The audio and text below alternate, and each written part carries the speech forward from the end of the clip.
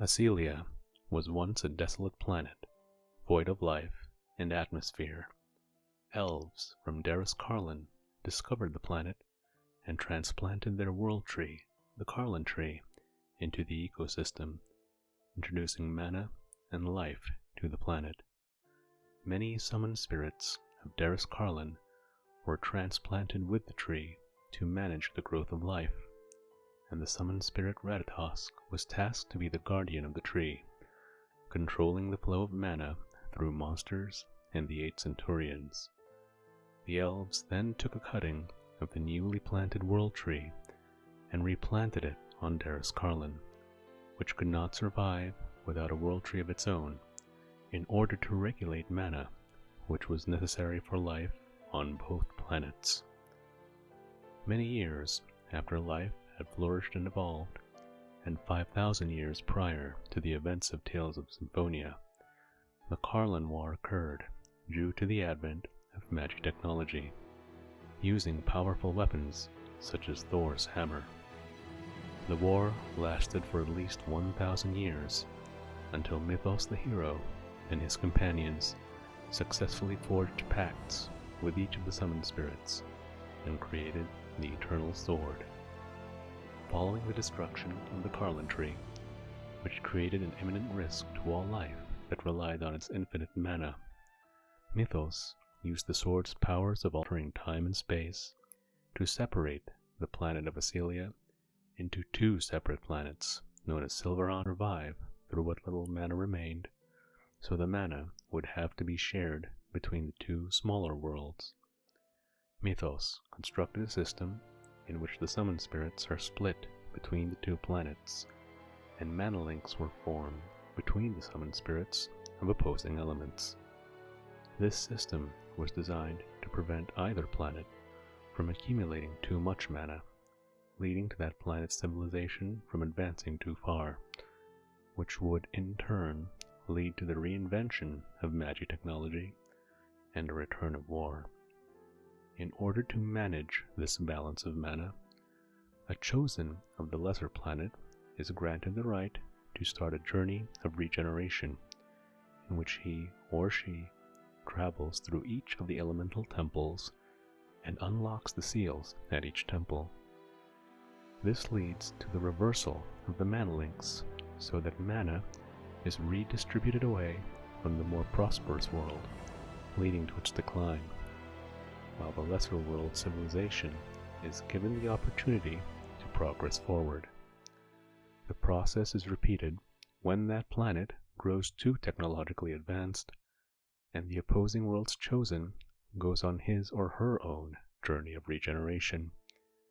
In the process of creating this system, Mythos knew that he had to prevent Ratatosk from interfering with his plan, since the system of mana links would prevent the rebirth of the Carlin tree and weaken Ratatosk considerably. Mythos openly betrays Ratatosk by attacking and trapping him within the Ginnungagap, leaving him to fall into a deep slumber until the mana link system is overthrown and the world tree is revived.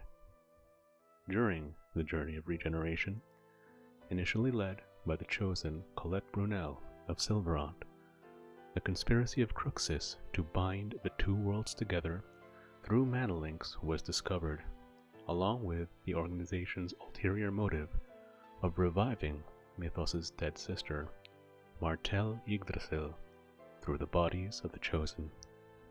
The links were severed by Shina Fujibayashi after forming pacts with the summoned spirits, who had felt betrayed by Mythos' sacrifice of all humankind for the sake of his mad vision of the age of lifeless beings.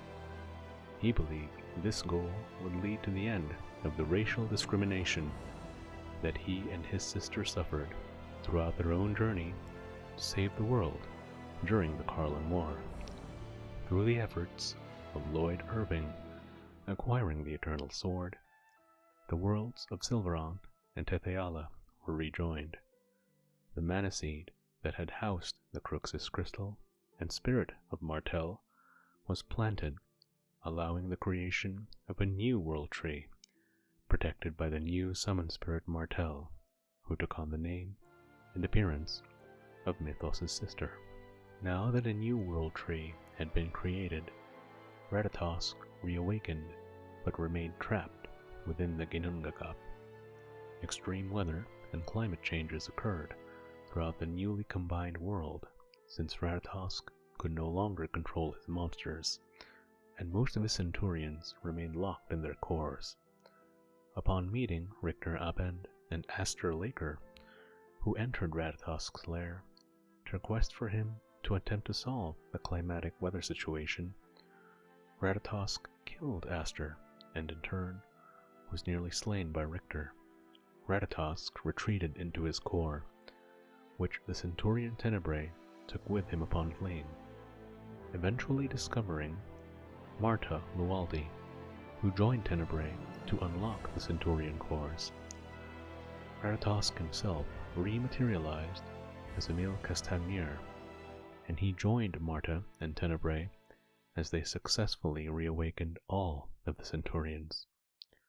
Ratatosk eventually returned to his lair within the Ginnungagap, where he began to modify the role of mana within the world to eventually allow life to survive without it, a process he states will take at least 1,000 years. As a whole, once again, the planet of Aselia flourished. The people went through an age of industrial revolution, and they eventually learned once more how to master machines and magic technology. 3 major countries were formed: Fenrir, Odin, and Thor. The 3 countries lived in relative harmony for some time, but eventually Odin and Fenrir began engaging in open conflict with each other, and Thor prepared itself to maintain peace between the feuding countries. It was then that a comet known as Samir, but there is zero probability of a direct hit. It is unknown whether this was simply a lie used to calm the people, or whether the scientists' calculations were wrong, but regardless, the comet did hit the planet, directly impacting the kingdom of Thor and sinking it to the bottom of the sea, where its population survived due to a powerful force field, but eventually succumbed to starvation. The collision also caused horrendous damage to Odin and Fenrir, plunging the world back into a medieval state.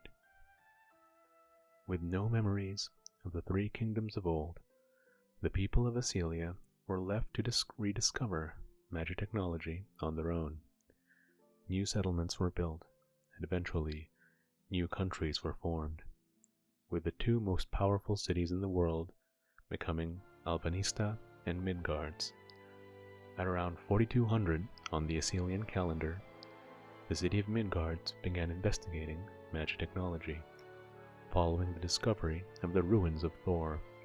However, because of this, they were attacked by a man named Daos, who destroyed them all with his army of monsters.